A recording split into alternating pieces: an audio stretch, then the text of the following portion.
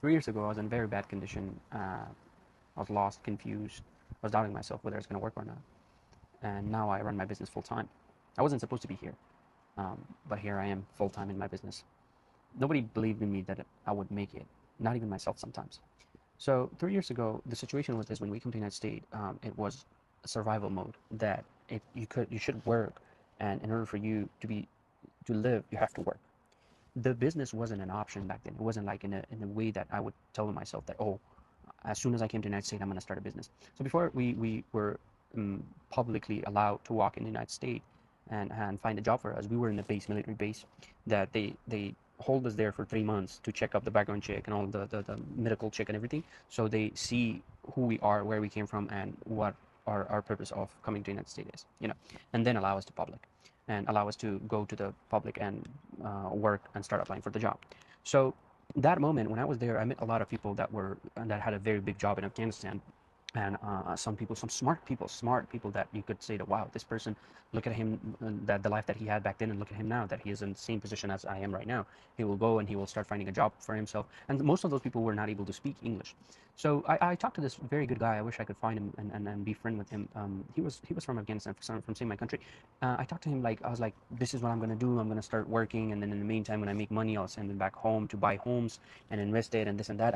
I was very energetic about it and this and that. He's like, have you been in the United States before? I was like, no.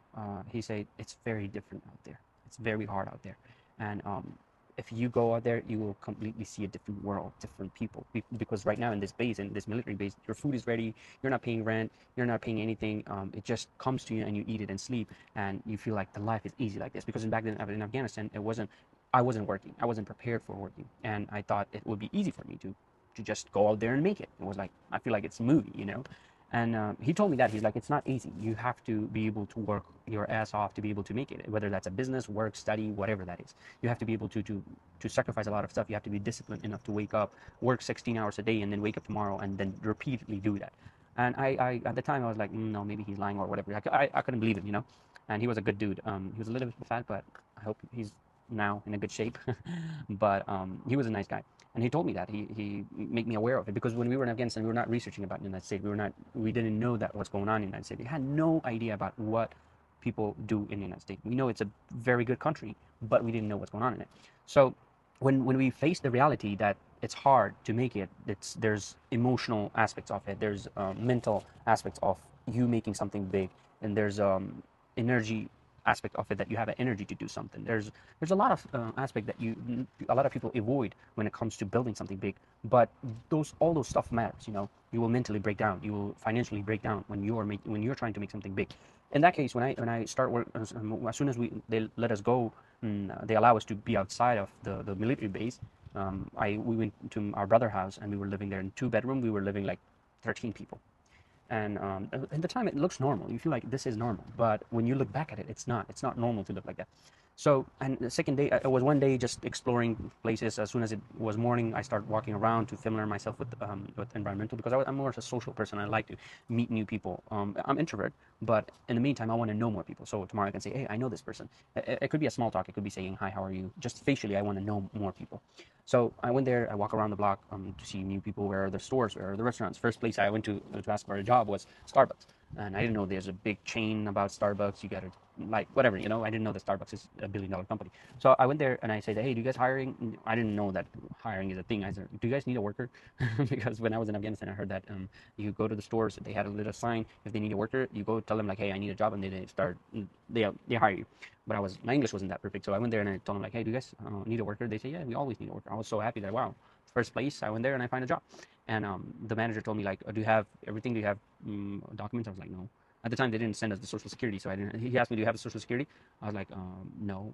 In the military base, they told us what social security is. I was like, "No, I don't have social security. They haven't sent it like, to me yet." And the manager told me, "When you get that, come back. We will see what we can do for you." I was like, "Oh shit! Now I have to wait for the social security to get here." And then I start getting a job. That's crazy. And then I started the whole restaurants or the stores were there. I was trying to see if somebody can give me a job. It was the second day. First day I explored, second day I went to find a job, and my English wasn't that good. So some people that needed worker, they told me like, hey, your English is not good, so we won't be able to give you a job. I was understanding, but I couldn't speak that well. And when I circled back, there was one gas station. I told him like, hey, I came back and I was like, maybe let me try the last one. Probably they need it. And I went there. I was like, do you guys need a worker? And the guy looked at me. He was the son of the owner. He was like, how do you know that we need a worker? Did somebody told you? I was like, no, I was just passing by, and then I saw that there's a place. I was like, let me come and see if you guys need help with something. I'm saying this now, but at the time my English was so broken down that I couldn't. At the first time, I couldn't make him understand how did I came here. And he was like, okay, yeah, let me talk to my dad and come tomorrow this time. I'll talk to my dad and I'll see if we can give you a job. I was like, okay, cool, that's awesome. And then I was so excited, went home and told everybody that, hey, I found somebody that needs help with work and I'm going to start working. And they say, cool. And tomorrow, same time, I went there and the guy said, your English is not that good, so what we can do, we can pay you 600 a week. I think it was 500, I forgot, 600 a week or whatever, but it was less than minimum wage. And he said, I'm going to pay you cash. I was like, okay, I'm cool with that.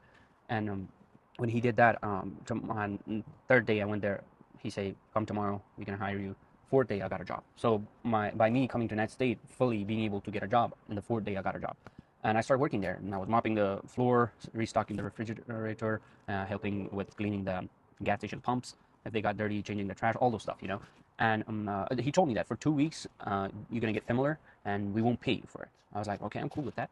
And what I did was and I started that. I went there for 2 weeks. In the 2 weeks, I wasn't expecting them to pay me. It was end of the Christmas. He paid me $100. He was like, I took a picture with it to my first salary. It was $100, and I was like, wow, I worked for 2 weeks and I got $100. That's a lot of money back home. It was like 7,000 in Afghanistan, and we were still calculating money back to home. Like, how much is this going to be back home? And I was so excited. In 2 weeks, I made 7,000 Afghani. That's so much, you know.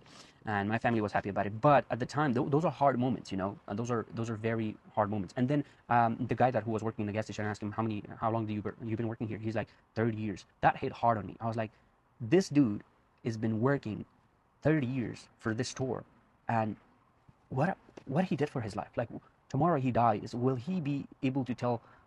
Will he be remembered as as a person in society? Will he be remembered? And the answer is no. Nobody will remember him, and even by next week, nobody will remember him. So that was the moment of realization of me that I have to build something, that I have to do something. If tomorrow I die, at least I'll be remembered for a week or so. I mean, not a week, or a year or so. If that's like, at least there will be something left out of me that, oh, this is that person. He died.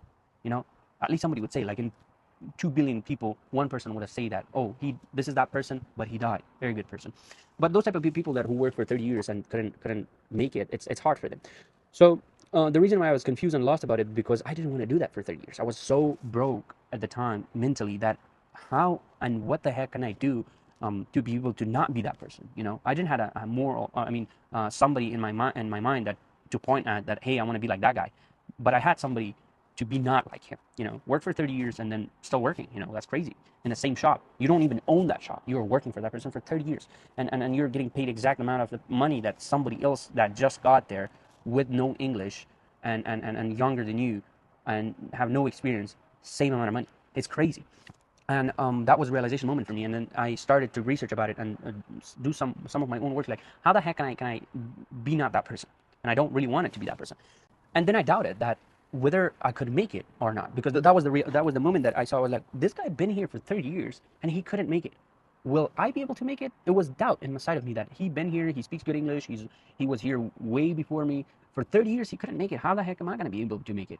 That was the moment that I doubt myself. And I hold that doubt for so long that when I started the business, that most of my people that were around me, when they would hear, when I would say to them like, hey, this guy worked there for 30 years, and they would remember me, that person, they would say, oh, remember the guy who worked for 30 years in the store? I was like, yeah. If he couldn't make it, how the heck can you make it? Those are the people around me. They would remind it to me, and the moment I was like, maybe this guy's right. And when I started my first business and I said, oh, and it didn't work, that was the reason, because I couldn't believe in myself in the moment. And then when you start something new, when you go move on, when you have a clear vision on yourself, and when you put more reps in it, you believe in yourself. Whether that's like a hardest thing, whether you're making a software, whether you're making something very big, if you believe in yourself, you will make it.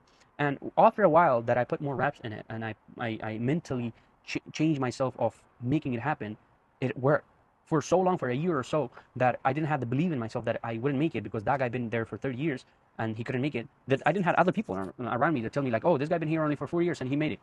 Forget about the guy who couldn't make it. What about this guy who made it? What about that guy who made it? What about that other guy who made it? There was no people around me to tell me that there is a way to make it. But I have to make it myself, the decision, and through the YouTube, through the videos and all the stuff, that it's easy. there is a way to make it, but you have to believe in yourself. No matter what, even if your dad, even if your mom doesn't believe you, but if you are the only one who can believe in yourself, then that will skyrocket your success. You know, and even if that's a small thing or a big thing, and it's if you put all the thoughts of not making it to give yourself excuses of making it, trust me and believe me, and I promise you, if you couldn't make it in 3 years, you will make it in 4 or 5 years. You know, and this whole thing of people being a number 1% or 0.1% is because they were the first people that believe in themselves that they could get there. You probably watch hundreds and hundreds and hundreds of videos like this that believe in yourself and you make it, but you're still not agreeing with them that if I believe in myself that I can make it, that's why you are lacking the success that you want. And I still think that there's a lot of ways and there's a lot of areas in my life that I don't believe that I can make it, but I have to mentally rehearse it or mentally change it that I can make it, whether it's first year of mine or whether it's the 10th year of mine, but I will make it. One day it will happen. And gym, I've been consistently going to the gym for the past 5 years, but in this 5 years I wasn't believing in myself that I can gain weights and I can be muscular, because we didn't have anybody in our family, in our generation, I would say this, that had a nice body, that the one that I have right now. There's one of my nephew, I don't know, yeah, nephew. I didn't want to call it, I was about to say niece, but it's a man, you know, that had a nice shaped body, but me and him is in the same age. Other than that, there's nobody in my mind that comes to my mind that was in the past that had a nice strong body, because that was stopping me from getting a good shaped body. And then I saw those other people that they had nobody in their generation that had something, but that was the person who had it. So I was like, I can make it too. And then suddenly 6 months later, my body's in good shape and I'm in good shape. For 6 years, I went to the gym, and people are still mocking and saying that, oh, you've been in gym since the day that your mother delivered you. You were in the gym from that time. And I'm saying, yeah, but I didn't believe in myself that I could have a nice body. And now that I do, I have it. So yeah, another thing that I will put in here, and I know this video's got so long, and I'll put it in 155 so you can enjoy the value and get the value out of it and thank me later, and I wish you joined this journey so we can both become successful together, is this, that 5 years from now, you have no fucking idea where you could be. But just believe in yourself, you will be much, much, much successful than where you're at right now. 5 years ago, when you were entering our house, I remember there's a picture in my head that when we entered to our house, there was a bike, that was mine, and there was a garbage dolly. In Afghanistan, they put garbage in dolly, and then you take it, and then you throw it in a garbage place where there's a lot of garbage, and then the city comes to pick it up from it. It's like nasty shit. But I remember that 5 years ago, we only had that one dolly and the bike. Okay, when you were entering to our house, okay, there's a door, you were entered, there's a dolly, and there was my bike, and I have the picture in my mind. I hope you imagine it or picture it too. There's a bike and there's a dolly, and there was the house. And now the other day I entered to our house, all the cars that was in my vision, all the cars that I could see in the vision that I have from here was ours. 5 years ago we didn't have that, and now we have it. It was only 5 years ago, only 5 years ago. So now imagine, even we didn't have the thought that we could make it here. We didn't have it. We still made it. But now think of it this way: that you have the thought, how much you can make it, how well successful you will be if you have the thought in your mind that you will make it. With us, we didn't even have this thought that we will get to the point where you see, as long as your vision works, the cars that are in your visions, like all this area that you have from very far, all those cars belong to you, and the house. Well, the house we were renting, but it's a nice house. And it was just 5 years ago. We didn't believe in it. We didn't know that it will happen, but it happened. Now imagine that if we think and believe that 5 years from now there will be G-Wagons parked in front of the house, and the house will be ours, and we'll be much successful, we'll be millionaires. Don't you think that will happen? I'm 100% sure it will happen. And right now I don't have it, but I believe that I will get there. And I believe for everybody who believe in themselves, it will happen. So love you guys. Wish you guys the best. I hope I could talk with you guys for hours, but it's okay. We'll see each other next time. Wish you guys the best. Love you.